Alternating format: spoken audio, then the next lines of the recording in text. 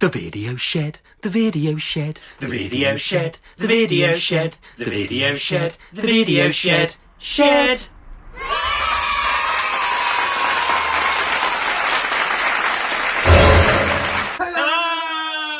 Hello! And welcome back to the Video Shed. That's Tom and I'm Ed and we're in a shed looking at videos. Hence the name of the Video Shed. Video Oh, Shed! wow! How happy are we? We're so young and funky and fresh. Yeah, I've never felt better in my whole life. Oh, God. we're so cool and funky. We've got nerds in the car. Nerds. You know how cool and fresh and funky is that? Nerds. Oh, actual nerds. I thought you meant nerds as in geeks. I was like, oh, what are they in the boot? No, the sweets. Yeah, sweets. Watermelon and cherry flavour nerds. Yeah, you can have them. I don't like them. All right, I'll have them. Which, of course, back in the 1990s, older readers might remember, got pulled. Nerds got banned because some little kid went to eat them, and a lead of glass came out, and he was like, these taste a bit more glassy than usual. Yeah. Do you remember that? Yeah. And also, do you remember those other, those like long rubbery stringy things with a hand on it, and you could whack it against the window? Oh yeah, yeah. And They get banned. some kid accidentally wrapped it around his neck and got strangled, so they binned them as well. To death. I don't know. What, he went like that? No, don't you remember those long? It stuck on the ceiling and It was pulled like him up. long rubbery slime, like string with a hand. Yeah, I remember And him. it goes. But I didn't realise anyone actually got injured about him. I think he just went Got injured by him. around his thing.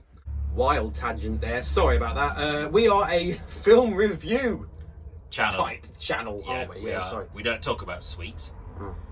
Mind you, do you remember Tutti Fruttis? They were so good. I love Tutti Fruttis. Yeah, maybe they're still going. And you're also a massive fan of Space Invaders still, aren't you? The crisps. No, the crisps are Space Raiders, aren't they? Space Raiders. Space Raiders are the crisps. Pickled onion flavour, particularly good. I like the fact that they sort of always taste like they're going slightly off for some reason. What, a 3p a bag? Yeah. So, what we're going to be talking about today, Tom? Well, today, Ed, we're going to be talking about Zombie Flesh Eaters. Fuck yeah. Which is a film every bit as awesome as its title. Sounds like a band, doesn't it? Zombie Does, Flesh doesn't Eaters. it? Yeah. But unfortunately, it sounds like a band that would go, and I hate that sort of music with a passion. Hang on. Oh, that one. Yeah. Fuck you, Mum, I'm not tidying my bedroom, bitch. And the drummers just do like that. Yeah, it's all right. I don't mind people liking that sort of music when you're like a teenager and stuff like that, and you're like, that's so unfair. But when you get people in the 40s and 50s and they're still listening to it, I just think, what are you doing? Yeah. They've gone completely bald on the top, but really, really long hair. Yeah. Yeah. Oh, dear me. Anyway, right. So another tangent. So there's a film somewhere, isn't a it? good We're supposed to be talking yeah, about. Zombie Flesh Eaters. So here's a little bit of information about that film to get us going. So it was released in 1979 and it was directed by Lucio Fulci. He was an absolutely great little Italian director, literally little. He was very short. And he had a very versatile career. He made all kinds of films, every genre under the sun. But in sort of the 70s and 80s, he specialised in horror films. And he made lots of really, really disgustingly gruesome horror films. Absolutely no narrative coherence to any of them. But if you like blood and guts and gore, then you got House by the Cemetery, The Beyond, New York Ripper. Have you ever seen that? How do you get the time to watch all these really obscure movies? Have you seen New York Ripper? Nah. It is. I mean, I'm not, I'm not like Mr. Feminist or anything, but it is the most misogynistic film in the world. It's unbelievable. It's got to be seen to be believed. Honestly, like you showed it to Jermaine Greer and she'd have a heart attack. Anyway, right. So, but Lucio Fulci, his best film is Zombie Flesh Eaters, and that came out in 1979.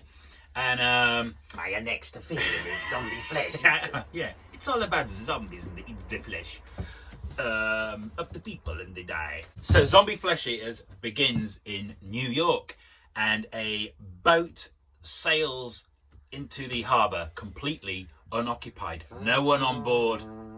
I'm doing the boat, sorry. Yeah, and in fact that's kind of how the music goes, isn't it? Brr, brr, brr, brr.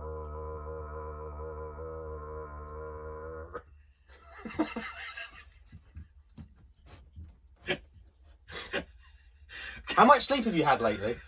Not much. Not much. Anyway, so it soon transpires that this boat belongs to an American scientist who's been doing some work out on a Caribbean island, and all communication from him has mysteriously ceased. So his daughter, storyline, isn't it? It is, isn't it? Yeah. And so his daughter Anne is very concerned about this. So she teams up with Peter, who's a newspaper journalist, played by Scottish actor Ian McCulloch, and two guides, and they head out to the Caribbean to see what's going on. The guides are basically the equivalent of, do you remember Star Trek? You'd always get those scenes when Kirk and Spock and Bones would go down to a planet, and then just one guy in a red jumper would go, me? I've got to come as well? Like, he's so dead. Yeah. So the guides are basically the equivalent of those characters. So plotline wise, storyline, it's not a particularly original film. I don't think much thought went into the script. But you don't want a complicated script when it comes to zombies. You want to go straight into it. Well, they didn't have one here. But the reason why the film is so great, even though overall it's sort of like, you know, it's not a great film overall, but it's full of individual moments that are just absolutely fantastic. Such great scenes. The most famous of which is, of course, the splinter in the eye scene. You've seen it, haven't you? Yeah, I have. Yeah. I saw it when I was about 11. I hired it out. 11? Yeah. At the video shop. Who on earth allowed you to rent that aged 11? A guy who really needs the money to keep his video shop open. Yeah, man, they were so fussed in those days, were they? It was next to Frankenhooker and Bad Taste. Really? But yeah, there's this scene. It's even today, however many years later, what's that, 41 years later, so 41 years old, this film. It's mad. But this scene will, I guarantee, will just make you go, oh my God, what? It is fucking gruesome. And basically this lady stood by a wooden door. Suddenly a zombie hand comes bursting through the door, grabs her by the hair, and then a shard of wood goes, and she goes, in slow motion for ages, and then really close up, and it goes into her eye, and she's screaming with such force that you believe that maybe they've done it for real. She sounds absolutely how you would if that happened to you, and she's got this big chunk of wood sticking out her eye.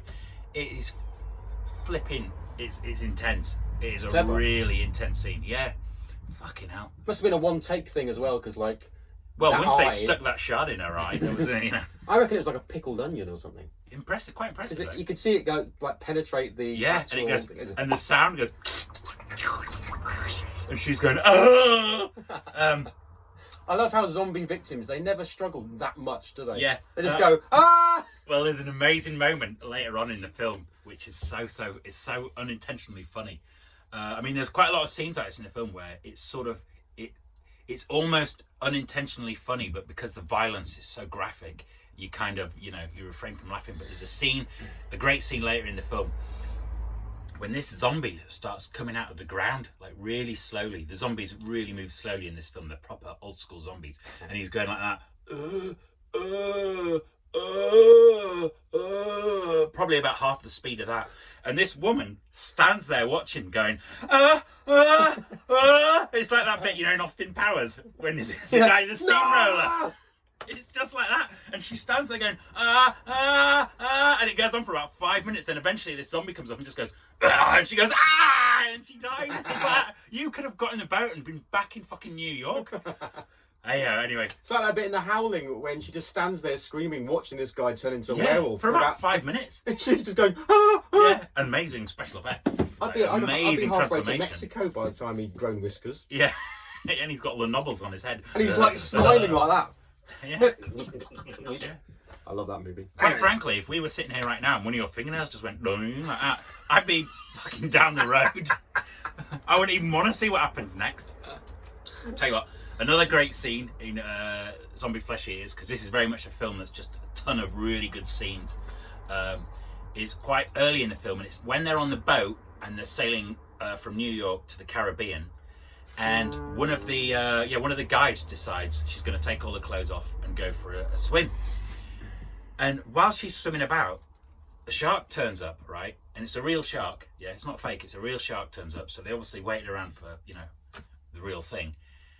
And suddenly this zombie comes up out of the sand at the bottom, right? And starts fighting the shark. Yeah. And it's real. it must be the most bravest actor, the most bravest stuntman in the world. He's actually fighting this real life shark, and he's doing it for real, and he's there like that. What?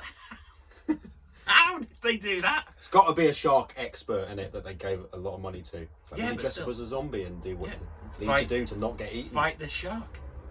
I mean, I know it's like when you watch open water, it's quite impressive. Fucking hell, they got in the water with those sharks. That's brave.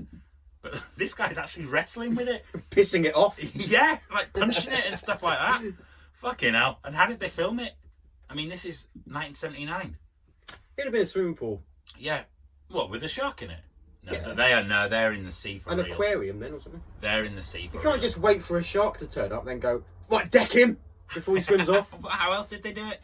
Oh, I don't know, but it's a real shark. ask Lucio Fulci. Yeah, well, I can't because he's dead as donuts, unfortunately. I think he died quite young, sadly.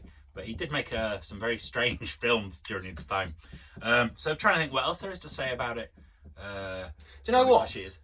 They don't make enough zombie movies, do they? You know what I mean? Such a good idea and it just never caught on. Yeah, I'm assuming you've been sarcastic. Yeah. But the oldies are the besties. They don't make enough good zombie movies. Oh, no, That's the some thing. enough. There's so many. They don't make enough good ones. I watched one recently and it was... You know the one that's got quite the new one with like, I think, is it Dennis Hopper or someone who's like this, lives in a really high building. Oh, it was a George Romero one. It was like a sequel to Night of the Living Dead. But I couldn't do it. I couldn't watch What it. was it called? Not Diary of the Dead. Not Day of the Dead. Oh. That's how memorable it It was. had Simon Pegg it in was it crap. for like 2 Yeah, him minutes and Nick as Frost. a zombie going like that. Yeah, it But was very poor. It was so boring. I haven't even Yeah, watched it all the way and through. Asia Argento is in it, whose career's completely gone down the pan, unfortunately, because Probably because of that movie. It's no, awful. she was getting it on with a underage boy. Was she? Yep. Oops. Don't often happen that way around, does it? No. Because she was like spearheading the the Me Too thing. She was up there with like Rose McGowan, who's a complete moron, by the way. Rose McGowan and whoever the others were. She was like really leading that fight. And then this like Cover up. Then this boy like was up like that and went, actually, I think you'll find she shagged me when I was about 14. She was also spearheading me. Yeah. Yeah. Oh dear me. Oh, something I was going to important. say something controversial then, but I'm not going to. Oh, No. hang on, I'll just read your mind. Wouldn't Fucking that hell, be- I'm glad you didn't say that. Whew. So, That would have seen us getting a strike and no mistake. so what are you going to say? Interesting fact or something? Yeah, a very interesting fact about zombie flesh eaters is that it wasn't actually initially called zombie flesh eaters. It was called either Zombie or Zombie 2.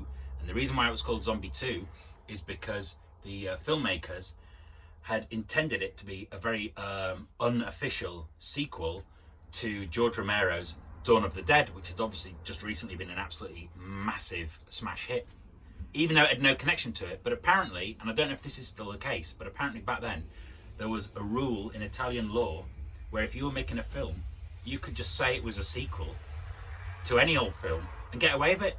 So you could, I don't know, for instance, you could go, oh, I'm going to make The Shawshank Redemption 2, and you could call it that, and it could have no connection whatsoever to the film, but you could just get away with it anyway. And then obviously you got a load of free publicity because you go, yeah, it's a sequel to that film. Cool. Yeah. Wasn't Frankenhooker called Frankenstein 2 or something when he was chatting about it? No, I think he said it was going to be called Frankenstein 1990 Oh yeah, that's it. because he was worried the investors wouldn't give him money if he went, it's called Frankenhooker. Yeah. And they'd be like, huh? But yeah.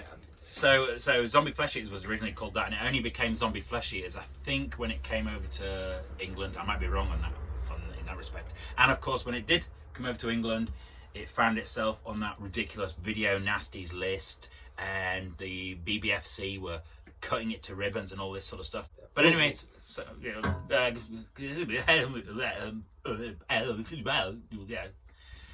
right, let's call it a day, kids. Oh God! Like my shed isn't damp enough.